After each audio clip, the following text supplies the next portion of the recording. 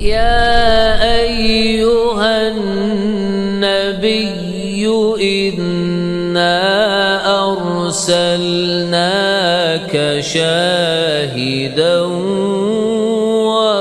ومبشرا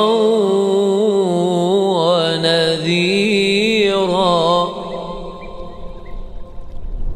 وداعيا إلى الله بإذنه وسراجا منيرا وبشر المؤمنين بأن لهم من الله فضلا كبيرا.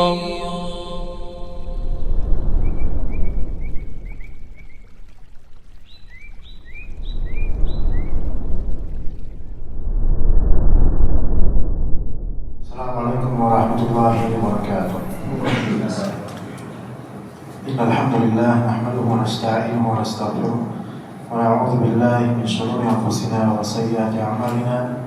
May yahdihillahu fala mudilla lahu wa may yudlil fala hadiya lahu. Asyhadu an la ilaha illallah wahdahu la syarika lahu wa asyhadu anna Muhammadan 'abduhu wa rasuluhu la nabiyya ba'dahu. Amma ba'd.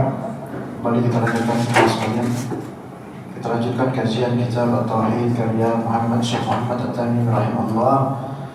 Di bab ke-7 insyaallah taala kita akan bahas di antara fenomena syirik yang ada di zaman Nabi SAW dan sampai kekinian bahkan, yaitu memakai gelang, benang dan sejenisnya sebagai pengusir atau penangkal mara bahaya. Ya, memakai gelang, benang dan sejenisnya. Namun tujuannya adalah untuk mengusir atau menangkal mara bahaya. Gelang berbeda dengan benang. Gelang biasa di pergelangan tangan, benang juga kadang di pergelangan tangan dan kadang di leher atau di bagian lain dari anggota tubuh atau pakaian. Benang khusus untuk itu dan sejenisnya. Dan tujuannya bukan hanya sebatas hiasan belaka, melainkan untuk mengusir atau menangkal mara bahaya. Dimulai dengan bab ini, penulis hendak menerangkan lebih lanjut pengertian tauhid dan syahadat la ilaha illallah dengan menyebutkan hal-hal yang bertentangan dengan tauhid, yaitu syirik dan macam-macamnya, baik akbar maupun asghar, kecil maupun besar. Karena dengan mengenal syirik sebagai lawan tauhid akan jelas sekali pengertian yang sebenarnya dari tauhid dan syahadat la ilaha illallah. Ya, gelang kalau bukan untuk pengusir atau penangkal mara bahaya, maka di sini ada rinci. Kalau dipakai oleh perempuan sebagai hiasan atau hanya pemakaian biasa, maka itu tidak masalah perempuan memakai gelang. Adapun kalau untuk laki-laki, kalau gelang ini memang disebut gelang secara urf, ya maka ini haram, tidak boleh karena tasyabbuh bin nisa, menyerupai perempuan. Menyerupai perempuan. Ya. Kemudian kalau gelang itu yaitu berupa biji-biji, entah apa namanya biji-biji itu ya. Dan di pergelangan tangan hanya sebagai, mungkin perempuan juga tidak memakai itu, melainkan ini semacam yang biasa preman-preman atau orang-orang fasik lakukan. Maka ini hukumnya haram karena bertasyabuh dengan atau menyerupai dengan orang-orang fasik. Kadang-kadang ada beberapa laki-laki atau saya lihat kadang pengamen atau orang jalanan atau preman yang memakai hal seperti itu. Memang dia bukan gelang yang untuk perempuan. Dia berupa butir-butir tertentu dan ini tetap tidak boleh. Walaupun tidak seperti hiasan perempuan tapi ini tetap tidak boleh. Tapi bagaimana kalau jam tangan? Maka jam tangan ini dia secara urf bukan gelang, walaupun sama-sama di pergelangan tangan. Apakah jam tangan itu hiasan? Jam tangan juga menjadi perhiasan. Tetapi esensi dan fungsi jam tangan ini bukan seperti esensi dan fungsi gelang. Maka dia tidak disamakan atau tidak dikiaskan dengan gelang. Maka laki-laki atau perempuan memakai jam tangan itu tidak ada masalah. Dan itu tidak akan pernah disebut gelang atau tidak akan pernah bisa dikiaskan dengan gelang, maka memakai jam tangan tidak masalah insyaallah. Ya. Tapi bagaimana kalau misalnya seseorang memakai secarik kaos, ya, pergelangan kaos. Dulu di zaman 90-an cukup tren di antara para pemain bola barat, mereka pakai, atau kadang petenis, pebulu tangkis pakai secarik kaos di sini. Untuk apa? Untuk menyeka keringatnya. Maka apakah ini gelang? Ini bukan gelang. Secara esensi dia bukan gelang, secara fungsi juga bukan gelang. Dia bukan perhiasan. Memang kadang-kadang ada gambar yang naik atau semacam itu bukan suatu perhiasan. Fungsinya juga bukan untuk berhias. Maka yang seperti ini tidak bisa dikiaskan dengan gelang, karena gelang pada asalnya adalah perhiasan dan itu biasanya dipakai oleh perempuan atau orang fasik. Maka laki-laki nggak usah pakai seperti itu dengan alasan apapun. Oke. Kemudian benang. Benang yang dimaksud bukan benang untuk dipakai di baju, dijahit atau semisalnya, bukan. Melainkan benang ini memang dikaitkan atau diikat di suatu bagian tubuh tertentu atau bagian dari pakaian tertentu dengan adanya maksud. Tapi bagaimana kalau misalnya seorang laki-laki, baik anak kecil ataupun besar, dewasa, dia pakai karet, taruh di sini karet, ya, anak-anak biasa itu, ya, karet taruh sini. Apakah ini dikatakan gelang? Lagi-lagi secara fungsi dia bukan perhiasan, secara esensi juga tidak terlihat seperti perhiasan atau misalnya. Maka kalau cuma ini karet, biasanya tukang-tukang, maka itu nggak masalah, karena fungsinya mungkin untuk mempermudah, ya, untuk mempermudah ngerakit ikatan atau misalnya, maka ini nggak masalah, ya, karena bukan perhiasan. Kalau ini semua dipakai sebagai pengusir atau penangkal. Jadi mengusir itu berarti sudah ada mara bahayanya, kalau penangkal berarti belum ada mara bahayanya. Jadi mengusir berarti sudah ada mara bahayanya, cuman diusir dengan pakai hal-hal ini. Atau penangkal berarti defend. Ya, defend. Yaitu defensif, ya.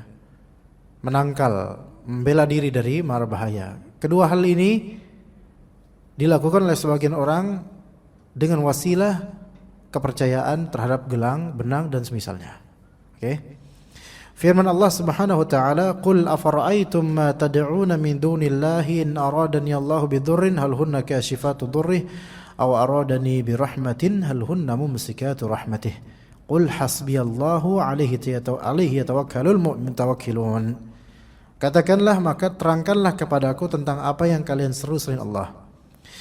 Ma tad'una min dunillah, yaitu apa yang kalian seru, apa yang kalian doakan kepada selain Allah. Itu kalian mintanya, berdoanya kepada selain Allah. Ya, coba terangkan kepadaku tentang objek syirik kalian itu. In aradani Allahu bidurrin hal hunna kashifatu durrih. Kalau Allah Ta'ala hendak mendatangkan kemudaratan padaku, apakah berhala-berhalamu itu dapat menghilangkan kemudaratan itu? Di sini, apakah benang-benangmu, gelang-gelangmu, kalau misalnya hati kita tertambat padanya, maka ini berhala.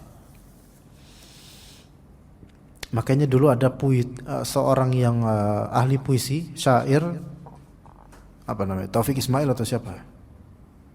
Kalau nggak salah, bukan Taufik Hidayat, itu bulu tangkis itu.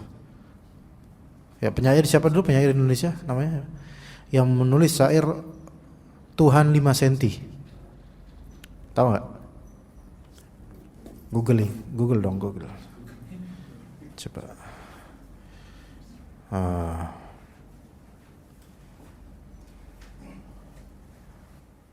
Coba. Puisi Tuhan, 9 cm ternyata, udah agak panjang dikit berarti. Ya, Taufik Ismail benar. Ya.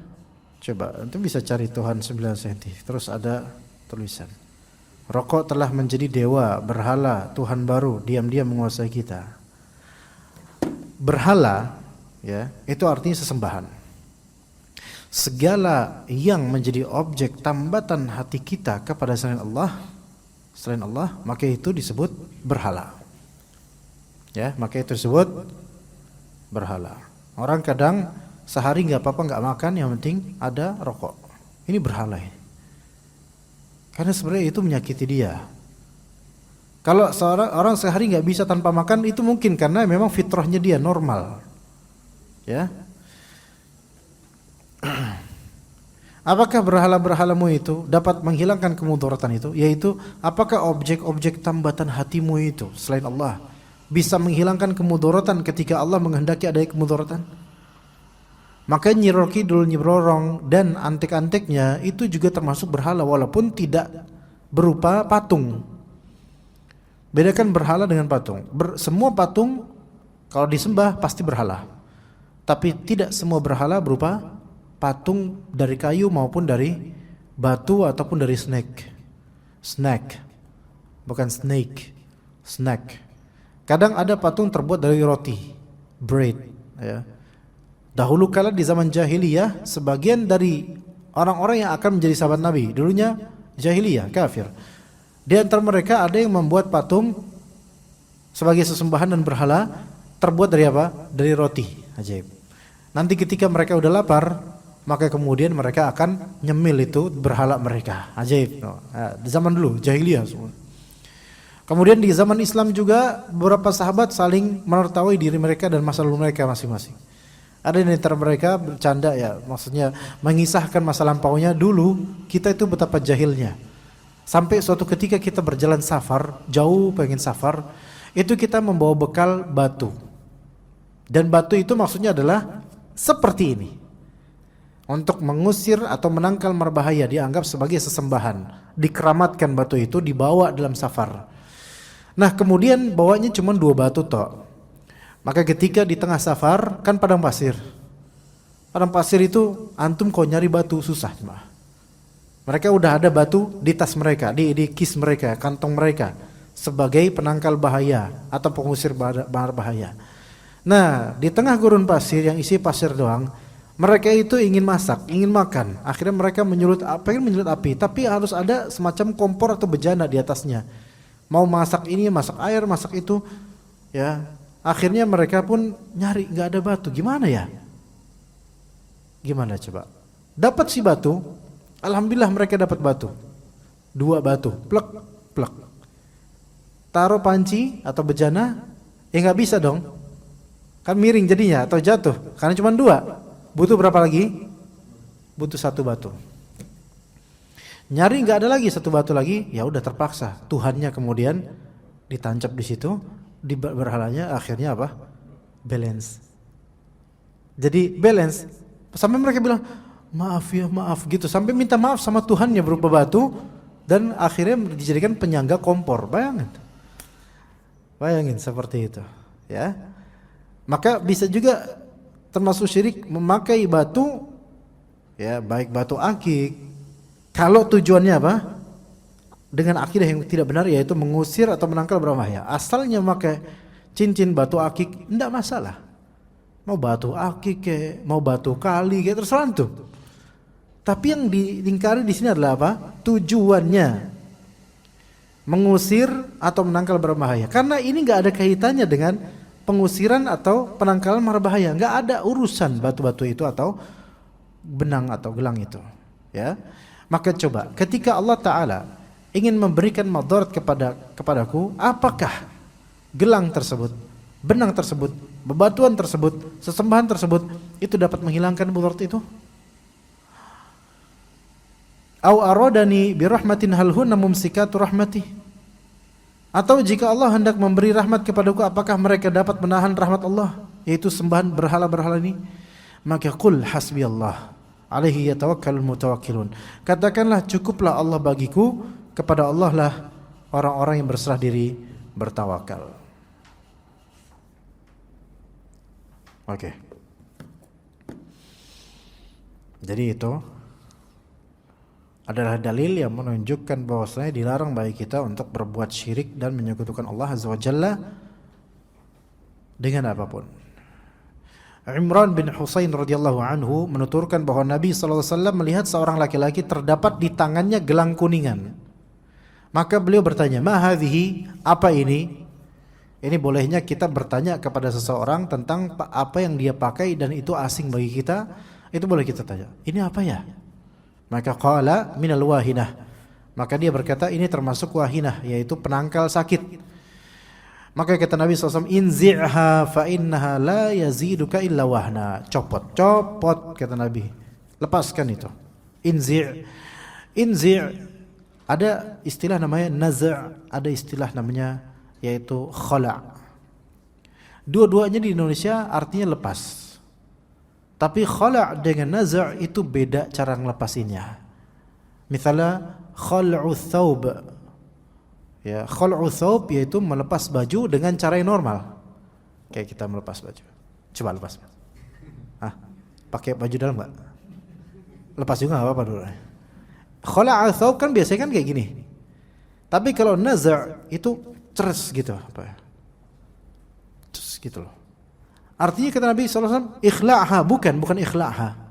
Bukan lepas dengan baik-baik, bukan. Tapi inzi'ha. Inzi' berarti langsung cabut gitu. Enggak usah pelan-pelan gitu. Enggak usah, cabut langsung. Segera gitu. Inzi'ha. Fa innaha la taziduka illa wahna. Sesungguhnya yang engkau bilang wahinah penangkal ini itu tidak akan menambahkan kepadamu kecuali wahna, yaitu kesengsaraan, kelemahan. Wahan itu lemah. Maka kata Allah di surat Al-Imran, wala tahinu wala tahzanu wa antumul a'launa in kuntum mu'minin. Janganlah kalian tahinu dari wahan, janganlah kalian itu lemah, jangan lemah. Wala tahzanu, jangan sedih. Ya. Wa antumul a'launa in kuntum mu'minin. Kalian itu lebih tinggi kalau kalian beriman. Jadi wahan itu artinya adalah lemah. Ya. Kemudian kalau kata Nabi SAW di hadis lain bahwasanya umat Islam ini akan terkena wahan. Wahan. Apa itu wahan ya Rasulullah? Wahan itu adalah hubbud dunya wa karahiyatul maut. Cinta dunia dan benci mati. Cinta dunia, artinya cinta dunia itu dunia udah sampai di hatinya. Artinya benci mati, di sini tafsil, rinci. Benci mati ada dua macam. Benci mati dari segi fitrah yang setiap makhluk hidup itu difitrahkan dengannya dan itu enggak masalah. Atau yang kedua, benci mati yang tidak sesuai fitrah. Benci mati yang kedua ini adalah karena dia itu sangat menikmati dunia, tidak mau meninggalkannya dan menyembah kepada dunia. Maka ini yang disebut hubbud dunya wa karahiyatul maut dalam hadis. Adapun kalau disebut benci mati, semua orang benci mati, menghindari mati. Betul enggak? Makanya antum pakai helm di jalanan, naik motor pakai helm. Kenapa? Karena enggak mau mati kan? Salah satu tindakan preventif dari kecelakaan. Kenapa antum gak mau kecelakaan? Karena gak mau mati. Walaupun antum yakin suatu saat akan mati, tapi not now, jangan sekarang gitu kan. Maka ini termasuk benci mati yang sesuai fitrah. Ya. Atau ada juga benci mati dalam artian tidak mau mati segera karena masih punya banyak dosa yang belum ditaubatkan, pengen bertaubat dan pengen beramal soleh dulu. Maka ini mungkin bukan termasuk benci mati, melainkan ini pengen berumur panjang dalam ketaatan. Ini malah bagus. Tapi kalau benci mati di sini dalam artian dunia sudah masuk ke relung hatinya, tidak hanya di genggaman, bahkan genggam pun belum punya dunia tapi udah masuk ke hatinya, maka ini yang disebut wahan, cinta dunia dan benci kematian. Ingat, orang cinta dunia itu enggak mesti dunianya itu ada di genggaman. Faham enggak? Orang cinta dunia tidak mesti dunia itu di genggaman, enggak mesti. Enggak mesti orang cinta dunia itu mesti kaya, enggak mesti. Kadang ada orang miskin tapi lebih cinta dunia dibandingkan orang kaya. Mungkin. Ketika hati itu udah masuk ketika dunia itu udah masuk ke hatinya, pikirannya dunia terus. Ya. Kecanduan game online misalnya. Kemana-mana kebayang game, wah nggak bisa fokus kemana. Ini berarti dunia sudah masuk kepada hatinya. Walaupun dia miskin, punya hutang banyak. Maka ini cinta dunia. Dan pasti orang kayak gini benci dengan kematian karena pengen menikmati dunia. Jadi ingat bahwasanya tidak mesti orang cinta dunia itu punya genggaman dunia. Tapi melewati genggaman ada di hatinya. Dia nggak punya apa-apa dari dunia, tapi dia sangat kepikiran akan dunia. Dan orang yang menggenggam dunia itu juga belum tentu cinta dunia. Ada orang yang dunia digenggamannya tapi nggak sampai sini. Ini yang disebut zuhud. Zuhud itu adalah engkau menguasai dunia secukup yang Allah rizkikan padamu, namun tidak sampai pada hatimu. Itu zuhud namanya. Jadi zuhud itu bukan berarti anti kaya. Boleh jadi orang kaya tapi zuhud. Karena apa? Meskipun dia kaya, di hatinya tetap untuk akhirat. Begitu ya kawan. Maka wahan di sini, kenapa Rasulullah sebutkan cinta dunia dan benci mati sebagai wahan? Karena orang kalau cinta dunia itu orang yang sangat lemah imannya dan lemah tawakalnya pada Allah Azza wa Jalla. Karena dia mengandalkan dunia. Dia mengandalkan bayaran. Pak, sekarang nih coba, kita ini sebenarnya makin kaya makin lemah. Mungkin Anda sudah pernah ingatkan di sini atau di majelis lain. Makin kaya makin lemah, makin berada makin lemah. Sebenarnya begitu. Yang sudah terbiasa ngendarain mobil, ketika dia tiba-tiba ngendarain mocil, kira-kira gimana rasanya? Mobil Pak, mobil. Ya mobil. Kalau mocil apa? Motor kecil, bebek biasa. Coba. Yang udah biasa ngendarain moge tiap hari, atau oke lah kelasnya kelas CBR lah. Berangkat kerja, pulang kerja setiap hari pakai CBR. Tiba-tiba dia disuruh pakai Mio. Turun gak harkat martabat dan derajatnya? Turun. Ini bukan menjelekkan merek ya, tapi biasa begitu, turun. Kemudian dibully sama tukang parkir. Lah, kok Mio, Mas? Biasanya CBR. Apa jawabannya coba? Bingung kan? Lagi dapat hidayah gitu jawabannya. Gak mungkin kan jawaban kayak gitu. Artinya ketika kita itu sudah makin tinggi kelas dunianya, sebenarnya kita makin lemah, makin membutuhkan perawatan, peralatan, tambahan dan seterusnya. Ketika gaji antum di perusahaan ini misal 10 juta per bulan, resign atau di PHK, terus kemudian antum cari job lain dapat gaji setengahnya 5 juta per bulan, pasti antum merasakan sengsara. Aduh, perubahan ini luar biasa ya, kok bisa kayak gini ya. Kenapa? Ya ketika kita udah semakin dunia itu meninggi, maka taraf dunia meninggi, maka sebenarnya kita tuh semakin lemah untuk lebih dari bawah itu. Mesti begitu. AC contohnya. Sekarang kalau misalnya Masjid Al-Ikhlas, kalau nggak salah Al-Ikhlasnya apa Nurul Iman? Al-Ikhlas.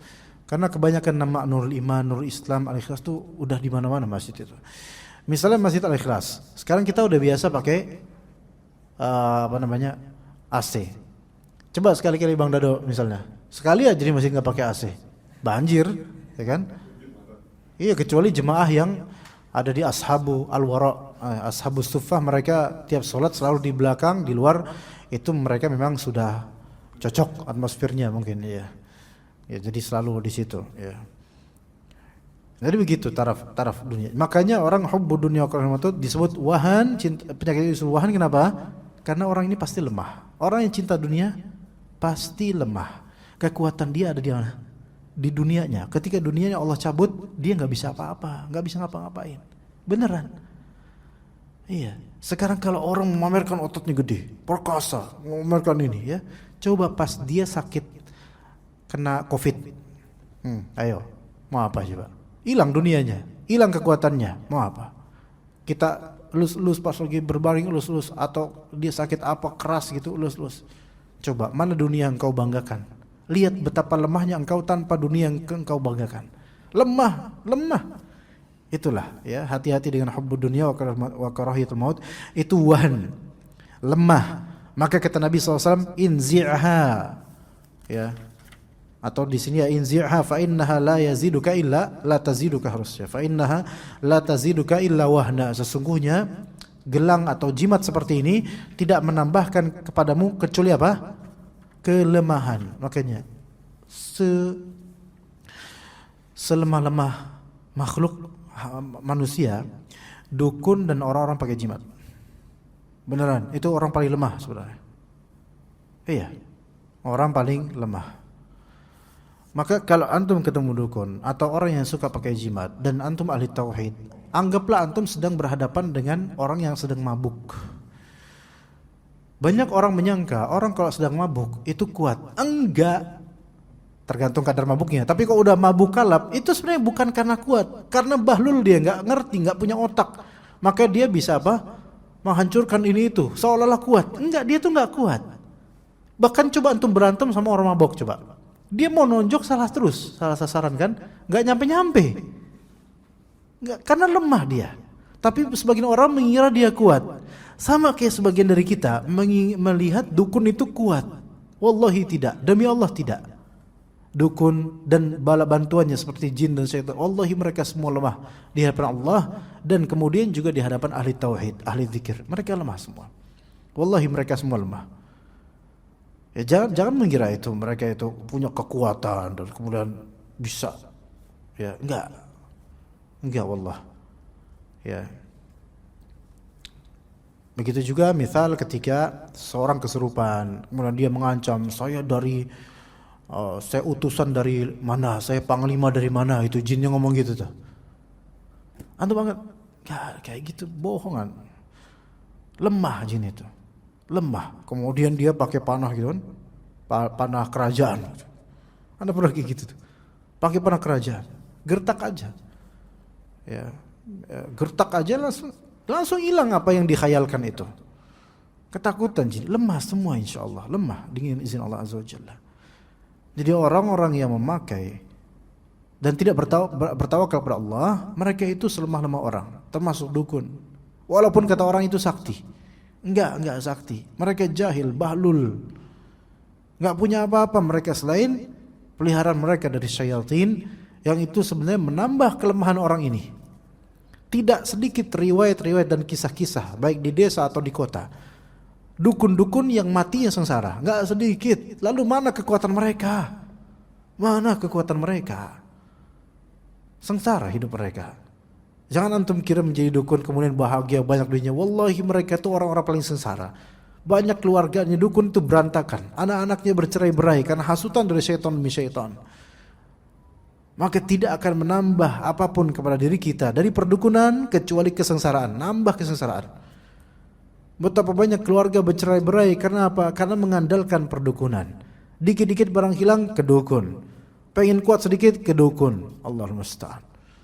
Ini malah melemahkan kita.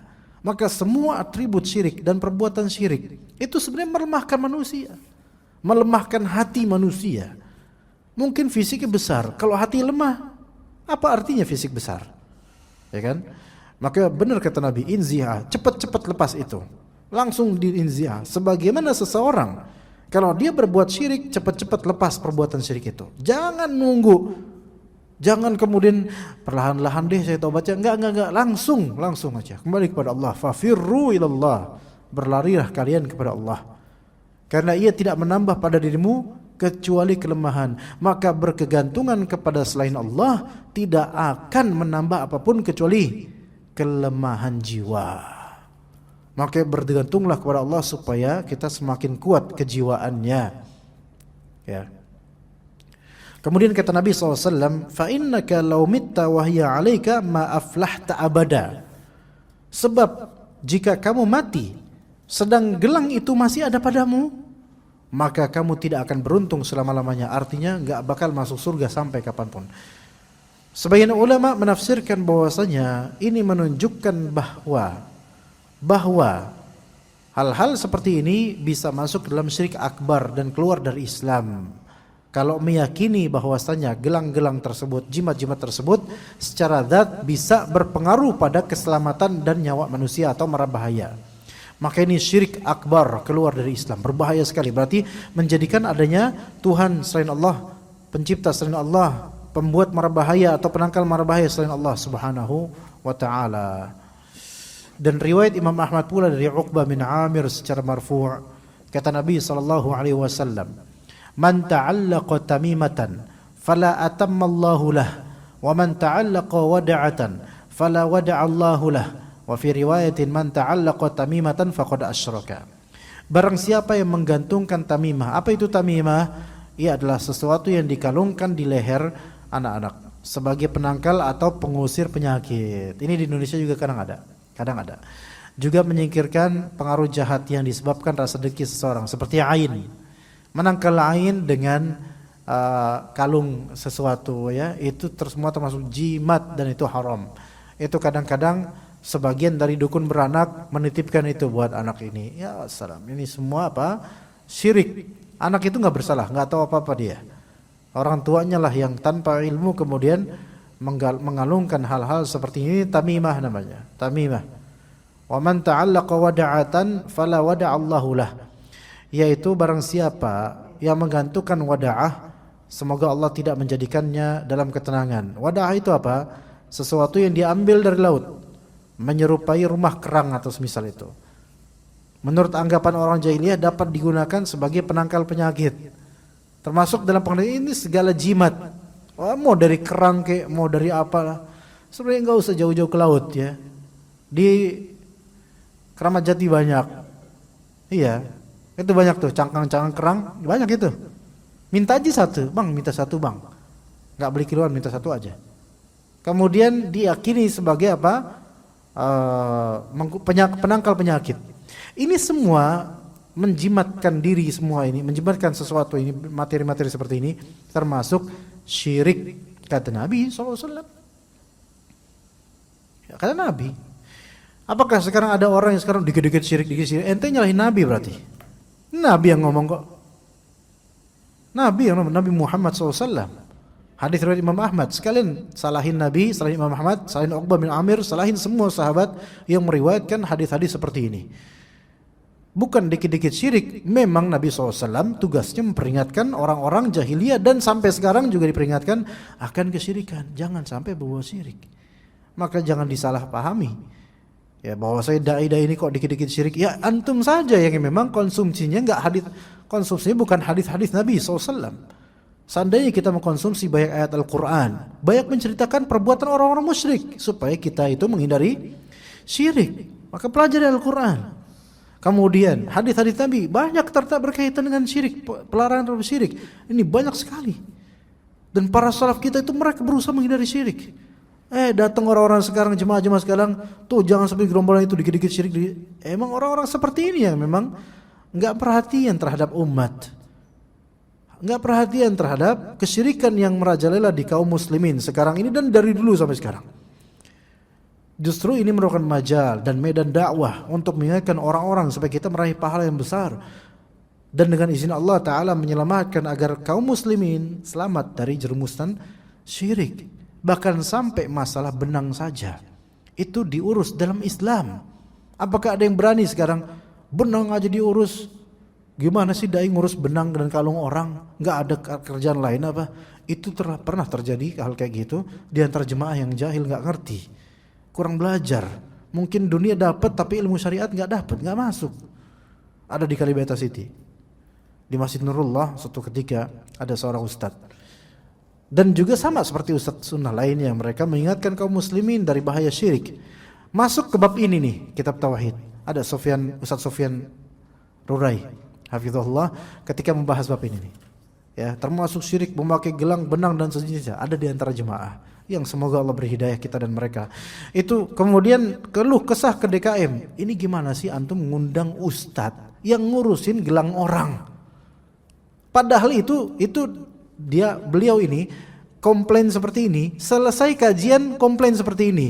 Tadi satu kajian tuh kemana aja pikirannya gitu loh, disebar dalil ini. Inilah ketika ngaji itu nggak biasa dengan dalil dari hadis Nabi SAW. Asing baginya hadis Nabi, sehingga diperdengarkan itu bukannya oh gitu ya kata Nabi, bukan. Nunggu kata kiainya, baru kata kiai saya nggak apa-apa kok. Lah ini kata Nabi SAW. Oke, saya yang pakai kok. Ini Nabi melarang. Nabi Anda tuh siapa?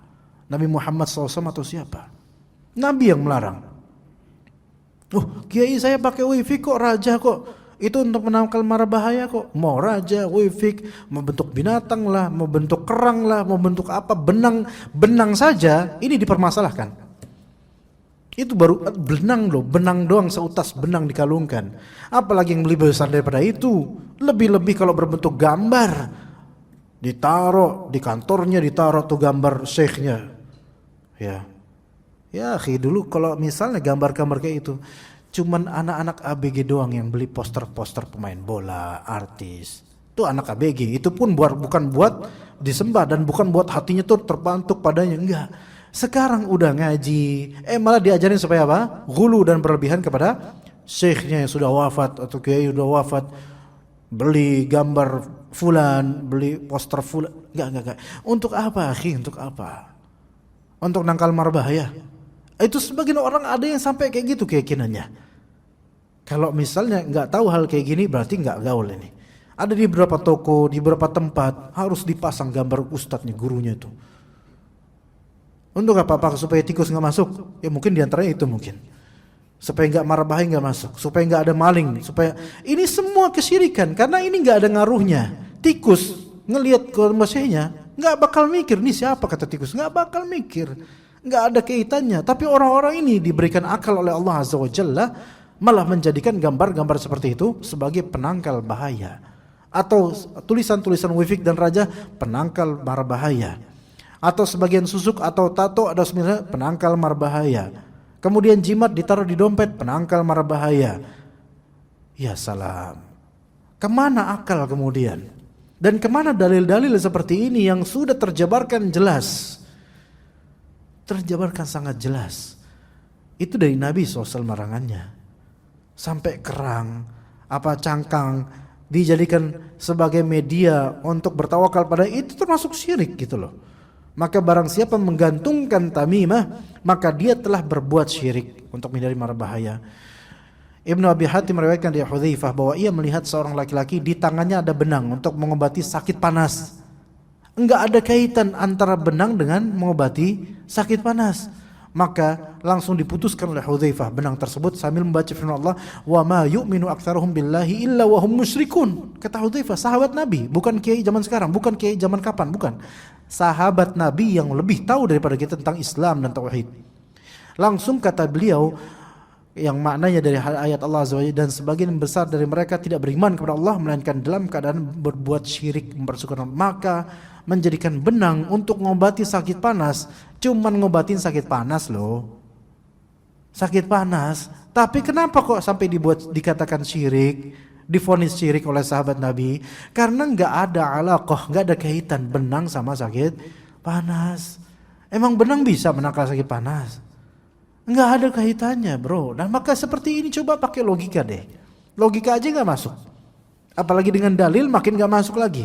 Enggak cocok seperti ini. Kemudian kalau misalnya sakit ujung jari, ujung jempol dikasih telur. Terus habis itu penyakitnya itu apa kaitan telur dengan penyakit yang ada di antum? Ini semua sama sebenarnya. Dan ini di Indonesia tidak sedikit. Tidak sedikit di Indonesia, terutama di kampung-kampung. Maka ikhwas sekalian, dengan adanya dalil-dalil ini yang sudah berusia 1400 tahunan dalil-dalil ini, kalau sampai sekarang masih menentang juga, imma karena nggak pernah diajarin tentang dalil ini, sehingga asing. Seseorang itu al-mar'u aduwwu jahlih. Seseorang itu adalah musuh terhadap apa yang dia tidak ketahui. Kalau antum nggak tahu sesuatu, asing, antum akan berusaha memusuhinya atau preventif terhadapnya. Maka di sini kita harus memperkenalkan. Mungkin awal-awal, salam ekstrim banget kok, dikit-dikit syirik, dikit-dikit gini. Tapi lama-lama kalau antum sering dengar hadis Nabi SAW, kalau antum cinta pada Nabi SAW, kita cinta pada Nabi SAW, kita terima hadis ini. Itu kalau cinta sama Nabi SAW. Tapi kalau cinta palsu, ngeklaim doang, dihamparkan hadis ini, kemudian akan dimanipulasi tafsirannya. Ini orang yang memalsukan agama Allah seperti ini. Mungkin hadisnya dijabarkan, artinya dipalsukan. Maknanya bukan gitu, enggak, itu bukan syirik.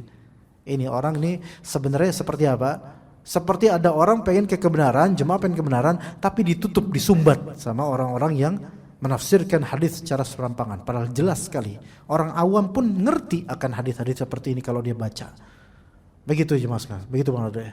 Masya Allah. Anda harus ngomong keras kayak gini baru antum tidak khusyuk ya, Masya Allah. Kalau ada ngomong pelan-pelan antum khusyuk ya. Iya, Anda nggak mau antum khusyuk ya. Ya, seperti itu jemaah sekalian, mudah-mudahan yang sedikit ini bermanfaat. Insyaallah faedahnya akan kita baca pada pekan berikutnya insyaallah taala di halaman 30. Wassallallahu ala nabiyyina Muhammad wa ala alihi wa sahbihi ajma'in. Subhanakallahumma bihamdika asyhadu an la ilaha illa anta astaghfiruka wa atubu ilaik. Assalamualaikum warahmatullahi wabarakatuh.